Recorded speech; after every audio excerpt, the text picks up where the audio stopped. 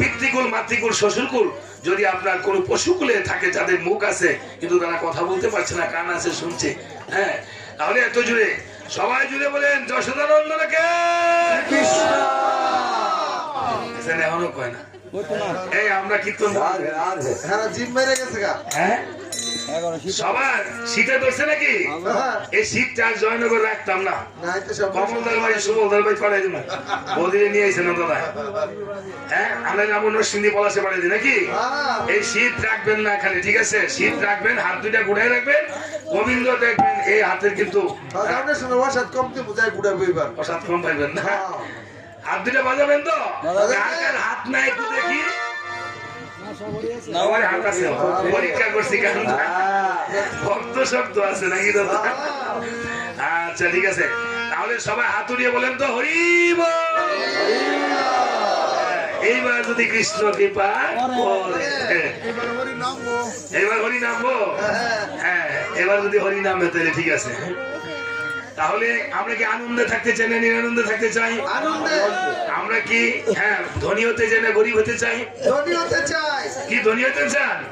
তাহলে এখন ধনী সবাই হুলুধনি করেন তো, সবাই একবার হুলুধনি।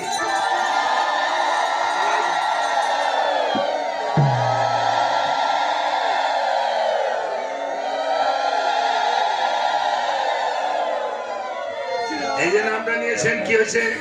এই নামে আমার গৌর হরি এনেছে। হ্যাঁ কিভাবে? হরে যদি গৌরাঙ্গ না হতো কেমনে হইত, কেমনে ধরিতাম রে,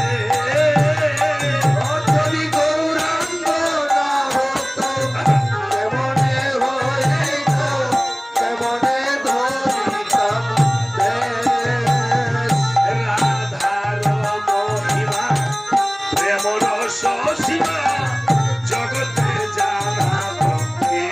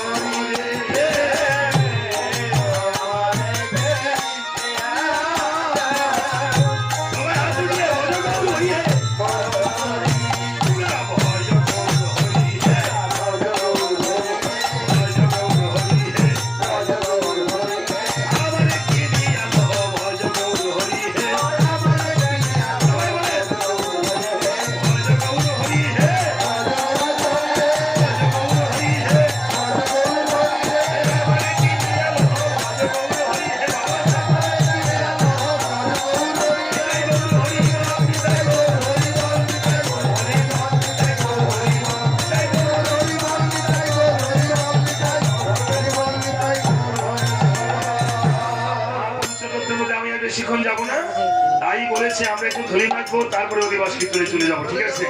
সবাই এই ধুলিটা আমরা মাতা পিতার পারের করি বাবদ, নিজের সংসার সন্তানের সেই করি বাবদ, নিজের সংসার সুখের মঙ্গলের জন্য। তাই বলেছেন নাহং তিষ্ঠামি বৈকুণ্ঠে যোগিনাং হৃদয়ে নচ মদ ভক্ত যত্র গায়ত্রী তত্র তিষ্ঠামি হে নারদ। যেখানে আমার ভক্ত সজ্জন এসে আমার কথা বলে সেখানে আমি অধিষ্ঠিত থাকি। তাই বলেছে যে আমরা এই জগতে সকল মানুষ সে কোন পরিবার? নিত্যানন্দ পরিবার। এই জগতে